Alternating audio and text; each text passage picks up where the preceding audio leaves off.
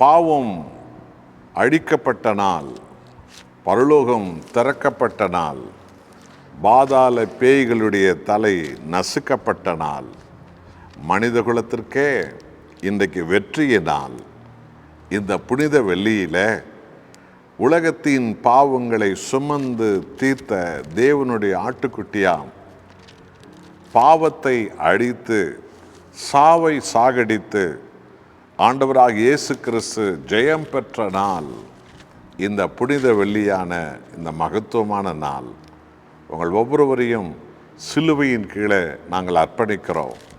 இந்த உலகம் முழுவதும் உள்ள எல்லா தெய்வ பக்தி உள்ள எல்லா தேசத்தார் பாவங்களையும், மார்க்கத்தார் மதத்தார் எல்லாருடைய பாவங்களையும், மனித குலத்தை உண்டாக்கிய கர்த்தரும் இரட்சகர் மீட்பருமான இயேசு கிறிஸ்து தன்மேல் சிலுவையில் சுமந்து அந்த பாவத்தை அழித்த நாள் இந்த புனித வெள்ளியான இன்றைய நாள். ஆமென் அன்பானவர்களே, மனித வரலாற்றுக்கே இது மகிமை கொடுக்கும் நாள். மனித குலத்திற்கே இது மகா உன்னதமான பரிசுத்த நாள். உலகில் உள்ள எல்லா மதத்தாரும் கடவுள் உண்டு என்று நம்புகிறார்கள். ரெண்டாவது, எல்லா மதத்தாரும் தங்களை பாவிகள் என்று ஏற்றுக்கொள்கிறார்கள். ஆகவே தான் எல்லா மதத்தாரும் பாவ பரிகாரம் செய்ய முகத்திலே கம்பியால் குத்தி கொள்வதும், முள்ளிலே நடப்பதும், பாரமான ஒரு மூட்டையை தலைமையில் வைத்து கொண்டு மலை மேல் ஏறி இறங்குவதும், தங்களை கம்பிகளால் அடித்து கொள்வதும், காயப்படுத்தி கொள்வதும் என்று பாவ பரிகாரத்துக்காக என்னமெல்லாமோ பாரம்பரியமாய் செய்து கொண்டு தான் இருக்கிறார்கள். ஆனால் பாவத்திலிருந்து மனித குலம் இன்னும் விடுதலை அடையவே இல்லை. ஆகவே மனித குலத்தை உண்டாக்கிய மகா உன்னதமான தெய்வம், ஒளியான கர்த்தர், வார்த்தையான தேவன், ஆதியும் அந்தமுமான கடவுள், உலகத்தின் பாவங்களை சுமந்து தீர்க்கும் மேசியாவாக, மீட்பராக கிறிஸ்து இயேசு இந்த உலகத்துக்கு அவர் வந்தார். அவர் உலகத்தின் பாவங்களை அவர் தன்மேல் சுமந்து கொண்டார். பாவத்தின் சாபங்களை சிலுவையில் தன்மேல் சுமந்து கொண்டார். சாபத்தின் நோய்களையும், சாபத்தின் பாடுகளையும், சாபத்தின் துக்கங்களையும் கர்த்தர் இயேசு தன்மேல் சிலுவையில் சுமந்து கொண்டார். பாவத்தின் சம்பளமான சாவை உலக இரட்சகர் ஆண்டவர் இயேசு தன்மேல் சிலுவையில் சுமந்து கொண்டார். இது வெறுமனவே கிறிஸ்தவர்களுக்கு மாத்திரம் போதிக்கிற போதனை அல்ல, வெற்றியினால் அல்ல. இது மனித குலத்திற்கே பரலோக தேவன் அவர் சிலுவையில் தன் உயிரை கொடுத்து மனித குலத்தை மீட்டு கொண்ட மகிமையான ஒரு நாள். இரத்தம் கொட்டுகிறது. அவருடைய உடல் சின்னா பின்னமாக ரோம போர் வீரர்களால் அடித்து கிழிக்கப்பட்டிருந்தது. இதோ அவர் தீர்ப்பு பெற்ற அந்த பிளாத்துவின் அரண்மனையிலிருந்து 5 கிலோமீட்டர் தூரம் உள்ள இந்த கொல்கத்தா மலையில் அந்த பாரமான சிலுவையை அவர் சுமந்து சென்றார். அந்த கொல்கத்தா மலை இதோ மேடும் பள்ளங்கள் நிறைந்த மிகவும் மேடான ஒரு இடம். அது பாரமான அந்த சிலுவையை 5 கிலோமீட்டர் தூரங்களுக்கு உலக இரட்சகர் இயேசு கிறிஸ்து சுமந்து சென்றார். நமது அக்கிரமங்கள் அவரை சுமந்து செல்ல வைத்தது.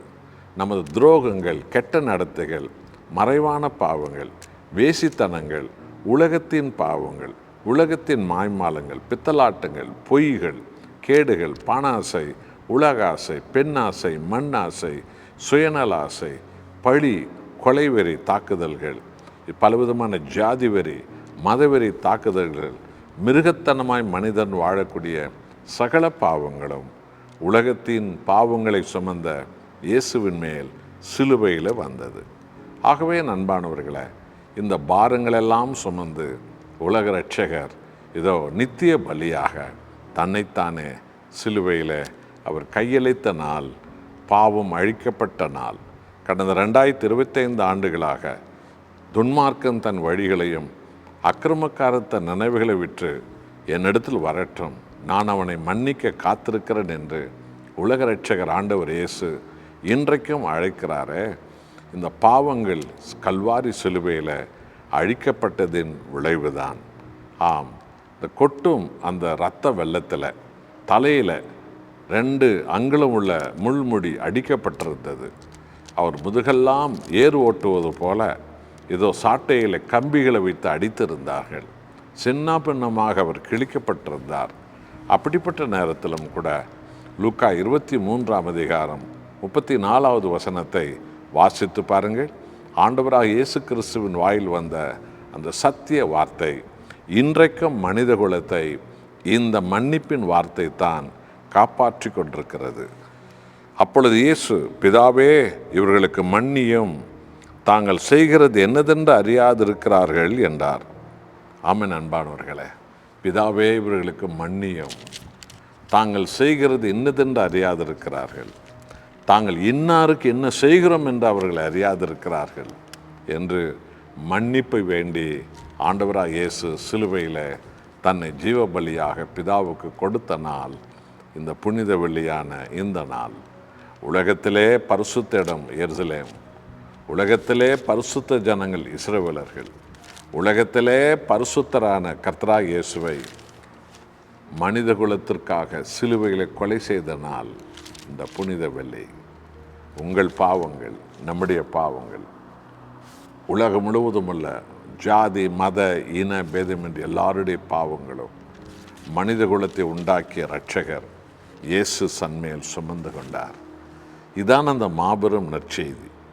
இன்றைக்கும் ஒருவனும் தன் பாவத்துக்காக தற்கொலை செய்ய சாக வேண்டாம். பாவம்தான் சாக வேண்டும், அவன் வாழ வேண்டும். தன் பாவத்துக்காக கம்பியால் குத்தி கொள்ள வேண்டாம், தன் பாவத்துக்காக முள்ளிலே படுக்க வேண்டாம், தன் பாவத்துக்காக நீ உனக்கு தீங்கு செய்து கொள்ள வேண்டாம். எல்லா அக்கிரமங்களையும் நீ விட்டுவிட வேண்டும், பாவங்களை விட்டுவிட வேண்டும். இயேசு கிறிஸ்து உனக்காக கம்பியால் குத்தப்பட்டார், முள்ளால் அடிக்கப்பட்டார், சவுக்கால் அடிக்கப்பட்டார். பாரமான சிலுவை, நமது பாவமே அவருக்கு பாரமான சிலுவையாக சுமந்து சென்றார். தன்னுடைய மன்னிப்பின் ஜெபத்தினால் இன்றைக்கும் அக்கிரமமுள்ள மனித குலம் மன்னிக்கப்படுகிறது. இந்த மன்னிப்பை பெற்றுக்கொள்ளக்கூடிய மனிதன் சிலுவை அண்டை வந்து தன் அக்கிரமங்களை வழிகளை விட்டு தன் துன்மார்க்கமான எண்ணங்களை, யோசனைகளை, நோக்கங்களை எல்லாம் விட்டுவிட்டு எனக்காகவே இயேசுவே, எனக்காகவே என்னை நீர் எவ்வளவு நேசித்தீர் என்றால் துரோகியான நான் சாகாதபடிக்கு உம் உயிரை எனக்காக கொடுத்து, ஆண்டவரே உமது நித்திய அன்பினால் என்னை மன்னித்தீரே, உமக்கு கோடி நன்றி என்று சொல்லி, அன்பானவர்களே, இந்த நாள் உண்மையாக நாம் பாவங்களுக்கு செத்து உண்மையாக நாம் பரிசுத்தத்துக்கு உயிர்த்தெழும் நாள், இந்த புனித வெள்ளியான நாள். இந்த நாள் மனித குலத்திற்கு வெற்றியின் நாள். இது குட் ஃப்ரைடே, புனித வெள்ளி, வெற்றியின் நாள்.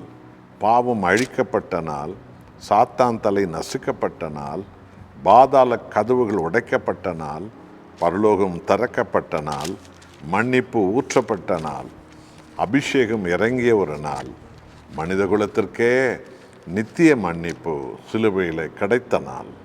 ஆகவே அன்பானவர்களே, நீங்களும் நாமும் மெய்யான மனம் திரும்புதலோடு கூட உத்தமர்களாய் உண்மை உள்ளவர்களாய் வாழ்வதோடு மாத்திரமல்ல, நமது வாழ்க்கையை நமது ஆண்டவராக இயேசுவுக்காக நாம் அர்ப்பணித்து விட்டு ஆயிரமான வழி தெரியாமல் அக்கிரமத்தால் மூழ்கி போன மனித குலத்திற்கு சத்திய தேவனை அறிவித்து, இயேசுவே மெய்யான மீட்பர், அவரண்டை வருகிறவன் பாவங்கள் மன்னிக்கப்படும் என்ற அந்த சத்திய செய்தியை அவர்களுக்கு அறிவிக்கிறவர்களாக நாம் எல்லோரும் வாழ்வோமா, மாறுவோமா, நம்மை அர்ப்பணிப்போமா, சிலுவையின் கீழே ஒப்பு கொடுப்போம். அன்புள்ள தேவனே, உமது ஒரே பேரான குமாரன் இயேசு கிறிஸ்துவை உலகம் உருவானது முதல் உலகம் முடிமட்டும் மனித குலத்தின் பாவத்தை சுமக்க வைத்தீர. எங்கள் அக்கிரமங்கள் அவர்களை சிலுவையில் அடித்தது. எங்கள் மீறுதல்கள், எங்கள் கட்ட நடத்தைகள், எங்கள் தாறுமாறு, எங்கள் மாம்சீகம், எங்களுடைய பொய், எங்கள் கோபம், எங்களுடைய பண ஆசை, உலக ஆசாபாசம், மறைவான துரோகங்கள், கெட்ட நடத்தைகள், துன்மார்க்கங்கள், கேடுபாடுகள், எங்களுடைய சுயம், எங்களுடைய உலக ஆசையினுடைய அழிவு எல்லாம் இயேசுவை சிலுவையில் அடித்தது. ஆனாலும் இவை எல்லாவற்றையும் ஏற்றுக்கொண்ட உலக இரட்சகரே, பிதாவே இவர்களை மன்னியும் என்று நாங்கள் எல்லோரும் மன்னிக்கப்பட எங்களுக்காக ஜெபித்த நாள் இந்த பரிசுத்த நாள். ஆண்டவரே, எங்களை மன்னியும் ஆண்டவரே. பாவம் செய்யாத ஒரு வாழ்க்கை வாழ உம்முடைய விழாவில் வடிய இரத்தத்தால் கழுவும். உமது விழாவில் வடியும் ஜீவ தண்ணீரால் எங்களை கழுவும். நாங்கள் கழுவப்படுவதோடு மாத்திரமல்ல, இந்த மாபெரும் சத்தியத்தை உயிருள்ள வரைக்கும் லட்ச லட்சமான மக்களுக்கெல்லாம் அறிவிக்கிற ஒரு புதுபலன் பெற்றவர்களாக நாங்கள் எழும்பும்படி அருள் புரியும் ஆண்டவரே. மகிமைப்படுத்துகிறோம். இந்தியாவில் உள்ள 140 கோடி மக்களும் மெய்யான தெய்வமாக இயேசுவை அறியும்படி இந்தியாவை அசைத்தருளும் ஆண்டவரே. இந்திய தலைவர்களை அசைத்தருளும் ஆண்டவரே. இந்திய மதங்களை தொட்டருளும் ஆண்டவரே. நீரே மெய்யான இரட்சகர் என்பது இந்தியா அறிய வேண்டும், உலகம் அறிய வேண்டும். ஆண்டவரே, உமது நாமம் உயரட்டும். இயேசு நாமத்தில் பிதாவே, ஆமென்.